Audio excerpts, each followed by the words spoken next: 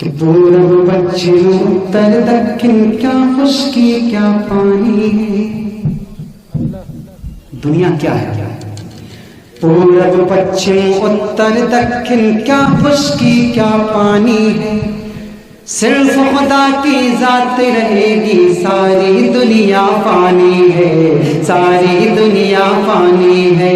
پورب پچھم اتر دکن کیا خشکی کیا پانی ہے. صرف خدا کی ذات رہے گی، ساری دنیا فانی ہے، ساری دنیا فانی. الحمد لله نحمده ونستعينه ونستغفره ونؤمن به ونتوكل عليه ونعوذ بالله من شرور أنفسنا ومن سيئات أعمالنا. من يهده الله فلا مضل له ومن يضلله فلا هادي له. أشهد أن لا إله إلا الله وحده لا شريك له، وأشهد أن سيدنا ومولانا محمدا عبده ورسوله. أما بعد فأعوذ بالله من الشيطان الرجيم. بسم الله الرحمن الرحيم. سبحان الذي أسرى بعبده ليلا من المسجد الحرام إلى المسجد الأقصى الذي باركنا حوله لنريه من آياتنا إنه هو السميع البصير. صدق اللہ العظیم. قابل قدر مصلیان کرام، محترم بزرگوں، نوجوان دوستوں اور عزیز ساتھیوں، رجب المرجب کی آج آخری تاریخ ہے اور انشاءاللہ آج مغرب بعد سے شعبان المعظم کا مہینہ شروع ہو جائے گا، جس کے بعد رمضان المبارک کا مقدس اور محترم مہینہ آتا ہے. اور چونکہ رجب المرجب کی آج آخری تاریخ ہے تو اس عنوان پر اس مناسبت سے گزشتہ جمعہ کو معراج اور اسراء کے تعلق سے آپ حضرات کے سامنے کچھ باتیں عرض کرنے کی کوشش کی گئی تھی. گزشتہ جمعہ آپ حضرات کے سامنے اگر یاد ہو آپ حضرات کو تو یہ بات سامنے آئی تھی کہ اللہ تبارک و تعالی نے محمد رسول اللہ صلی اللہ علیہ وسلم کو مسجد حرام سے مسجد اقصی تک اور پھر مسجد اقصی سے آسمانی دنیا تک کی سیر کرائی ایک رات کے اندر. اور یہ سیر کرانا رات کے کچھ حصے میں تھا اور آپ صلی اللہ علیہ وسلم نے جسمانی طور پر یہ سفر کیا، کوئی خواب نہیں ہے. یہ بات ثابت کی گئی تھی کیونکہ بہت سارے لوگ آج کل انکار کرتے ہوئے یوں کہتے ہیں کہ آپ صلی اللہ علیہ وسلم نے جسمانی طور پر معراج نہیں کیا، بلکہ آپ صلی اللہ علیہ وسلم نے خواب میں سفر طے کیا. آپ صلی اللہ علیہ وسلم کو خواب میں معراج کرائی گئی. پچھلے ہفتے تفصیل سے یہ بات آئی کہ اگر یہ چیز خواب کی ہوتی تو جو دلائل پچھلے ہفتے دیے گئے تو یہ سب باتیں پیش نہیں آتی. تو جس سے صاف طور پر واضح ہوتا ہے کہ اللہ کے نبی صلی اللہ علیہ وسلم کو اللہ تبارک و تعالی نے جسم کے ساتھ معراج پر بلایا. گزشتہ جمعہ میں نے یہ بات بھی عرض کی کہ جو معراج کا واقعہ بیان کیا جاتا ہے اس کے دو حصے ہیں. ایک حصہ ہے زمین کے فضا میں سفر کرنا اور ایک حصہ ہے آسمان کا سفر کرنا. پہلا حصہ جو آپ صلی اللہ علیہ وسلم کے سفر کا ہے وہ مسجد حرام سے مسجد اقصی تک ہے، جو 1200 یا 1300 کلومیٹر کی دوری پر واقع ہے. اور جس سواری سے آپ صلی اللہ علیہ وسلم نے سفر فرمایا ہے اس سواری کا نام براق ہے. اور یہ بات بھی عرض کر دی گئی تھی کہ براق کا لفظ برق سے بنا ہے اور برق بجلی کو کہتے ہیں، روشنی کو کہتے ہیں. اور روشنی کی رفتار سائنسی تحقیق کے مطابق 1 سیکنڈ میں 3 لاکھ کلومیٹر کا فاصلہ طے کرنا ہے. تو اس اعتبار سے اگر براق سفر کرے تو بیت اللہ سے بیت المقدس تک جانے میں 1 سیکنڈ بھی نہیں لگتے. اللہ تبارک و تعالیٰ نے کس شان سے آپ صلی اللہ علیہ وسلم کو سفر کروایا وہ اللہ تبارک و تعالیٰ ہی جانتے ہیں۔ گزشتہ جمعہ یہ بات آ چکی تھی، آج انشاءاللہ سفر معراج کے صحیح واقعے کو آپ تمام حضرات کے سامنے رکھنے کا ارادہ ہے، اور اس سے جو ہمیں سبق ملتا ہے اور اس میں جو نبی کریم صلی اللہ علیہ وسلم نے مشاہدات کیے ہیں، جو چیزیں دیکھی ہیں، ان چیزوں کو بیان کرنے کا ارادہ ہے، اور اس سے ہمیں کیا سبق ملتا ہے اس کو ہمیں سیکھنے کی ضرورت ہے۔ اس کا معراج کا پس منظر کیا ہے، کس وجہ سے اللہ تبارک و تعالیٰ نے نبی کریم صلی اللہ علیہ وسلم کو معراج پر بلایا، یہ پہلی بات ہے۔ آپ صلی اللہ علیہ وسلم نے جب دعوت و تبلیغ شروع کی، جب توحید کی دعوت دینی شروع کی، تو آپ سب جانتے ہیں کہ کس قدر پرزور آپ صلی اللہ علیہ وسلم کی مخالفت کی گئی، کیسی کیسی تکلیفیں دی گئی۔ مکہ مکرمہ میں سورج طلوع ہونے والا ہر دن آپ صلی اللہ علیہ وسلم پر اور صحابہ کرام رضوان اللہ علیہم اجمعین پر نئی نئی تکلیفوں اور مصیبتوں کو لے کر گیا تھا۔ ہر نیا دن نئی تکلیف اور نئی مصیبت اور نئی آزمائش کا ہوتا تھا۔ صحابہ کرام رضوان اللہ علیہم اجمعین کو وہ لوگ ستاتے تھے جو محبوب تھے، جو رشتہ دار تھے، جو قریبی تھے۔ آپ صلی اللہ علیہ وسلم کو بھی وہ لوگ تکلیف پہنچا رہے تھے جو آپ سے محبت پہلے کرنے والے تھے، جو آپ سے الفت رکھنے والے تھے، جو آپ کی باتوں کو ماننے والے تھے، جو آپ کو صادق و امین کہا کرتے تھے۔ جب آپ صلی اللہ علیہ وسلم نے اپنی بات رکھنی شروع کی تو وہی لوگ جو محبت کرنے والے تھے عداوت کرنے لگے، وہی لوگ جو الفت کرنے والے تھے وہ تکلیفیں دینے لگے، وہی لوگ جو آپ کی باتوں کو ماننے والے تھے پتھریں مارنے لگے۔ یہ صورتحال بنی۔ ایسے موقع پر گھر کے باہر آپ کی جو حمایتی تھے وہ ایک بہت اہم نام تھا، وہ نام تھا ابو طالب کا۔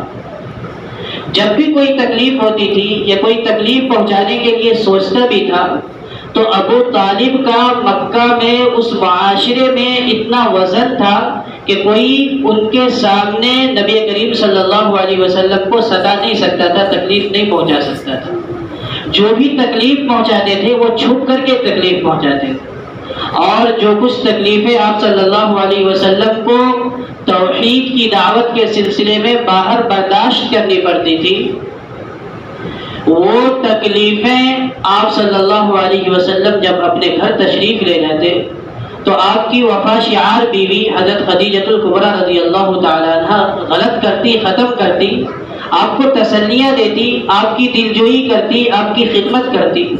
تو دعوت کے سلسلے میں، تبلیغ کے سلسلے میں، لوگوں کو اللہ کی طرف بلانے کے سلسلے میں جب مخالفت زور پکڑ رہی تھی تو باہر سنبھالنے والے ابو طالب اور گھر کے اندر تسلیاں دینے والی حضرت خدیجہ الکبریٰ رضی اللہ تعالیٰ عنہ ہے۔ لیکن سن 10 ہجری میں، یعنی جب آپ سن 10 نبوت میں، جب آپ صلی اللہ علیہ وسلم کے نبی ہوئے 10 سال ہو گئے تو 10ویں سال ابو طالب کا انتقال ہوا۔ جب ابو طالب کا انتقال ہوا تو وہ لوگ جو چھپ چھپ کر کے آپ کو تکلیفیں پہنچاتے تھے اب کھلا تکلیفیں پہنچانی شروع کر دی۔ ایسے خبیث قسم کے لوگ بھی تھے جو سر عام اوجھلیاں اونٹ کی لا کر کے آپ صلی اللہ علیہ وسلم کے سر مبارک پر ڈال دیتے تھے۔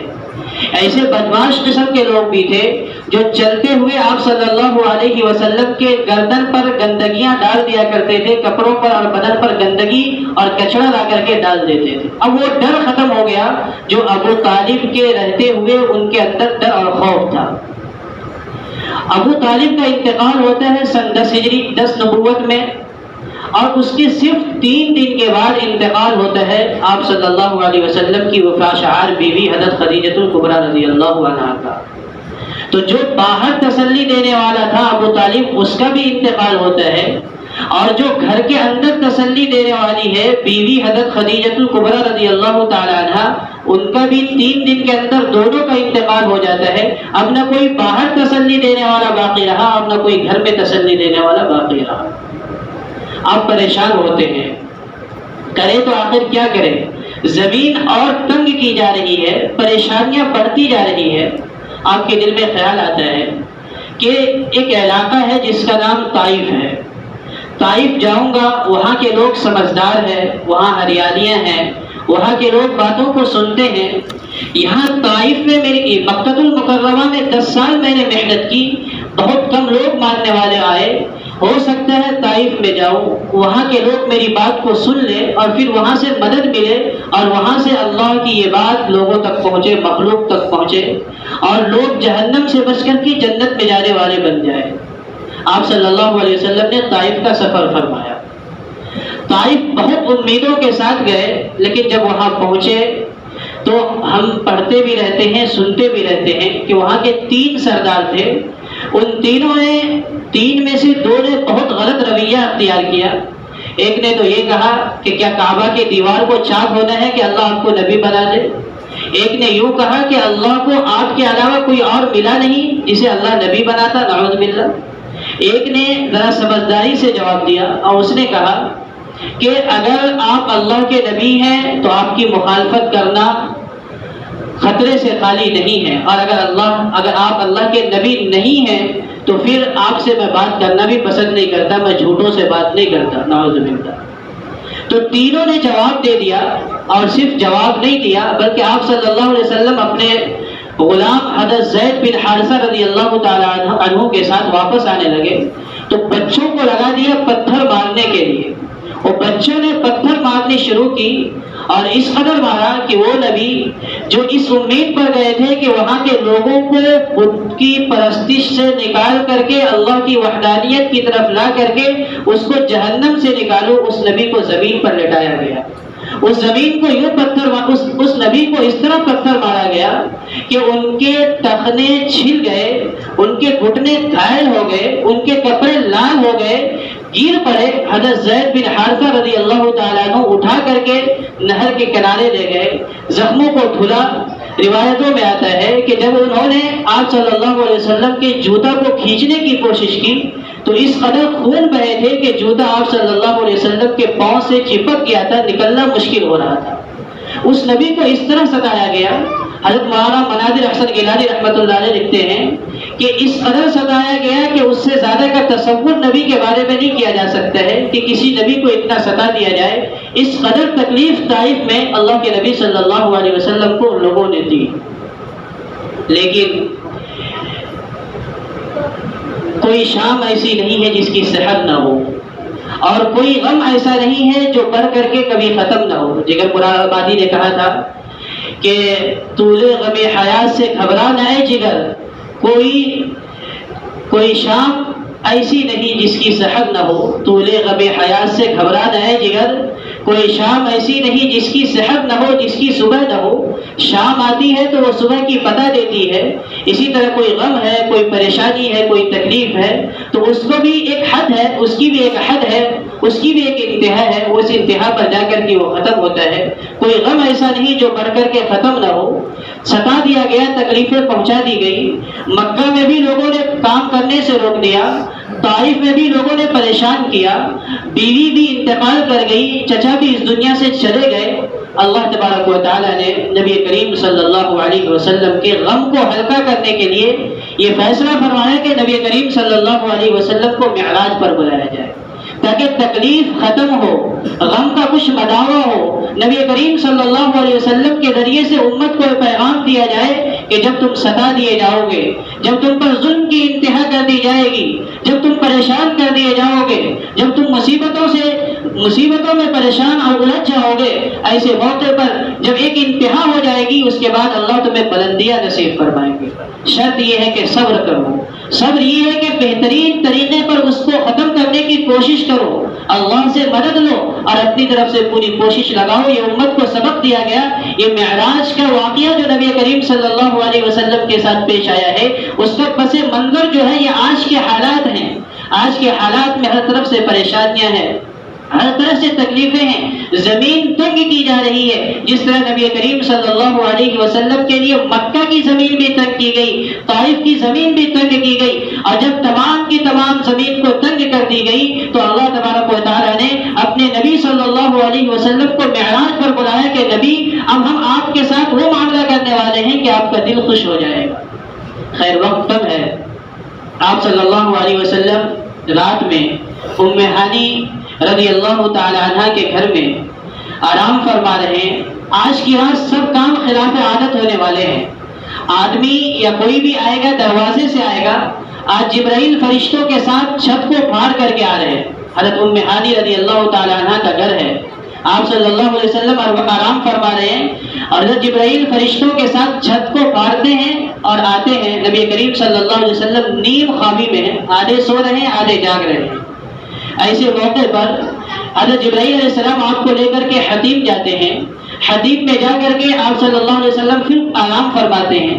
پھر آپ صلی اللہ علیہ وسلم کو لے کر کے وہ آب زمزم پر آتے ہیں کنویں کے پاس، اور پھر آپ صلی اللہ علیہ وسلم کا آپریشن ہوتا ہے۔ آپ صلی اللہ علیہ وسلم کے سینے کو چاک کیا جاتا ہے، اور سینے کو چاک کیا جانے کے بعد آپ کے دل مبارک کو نکالا جاتا ہے۔ سونے کے تشت میں علم و حکمت، ایمان و حکمت کے جام لائے جاتے ہیں۔ آپ صلی اللہ علیہ وسلم کے دل مبارک کو زمزم سے دھویا جاتا ہے، اور اس کے بعد ایمان و حکمت اس پہ رکھ دیا جاتا ہے، پھر آپ کے سینے کو بند کر دیا جاتا ہے۔ اس طرح ایک مرتبہ اور بچپن میں آپ صلی اللہ علیہ وسلم کے ساتھ واقعہ پیش آیا کہ آپ بکریاں چرا رہے تھے، اس وقت بھی آپ کے سینے کو چاک کیا گیا تھا۔ ایک مرتبہ وحی کے موقع پر آپ کے سینے کو چاک کیا گیا، اور ایک مرتبہ معراج پر لے جانے سے پہلے آپ صلی اللہ علیہ وسلم کے سینے کو چاک کیا گیا ہے۔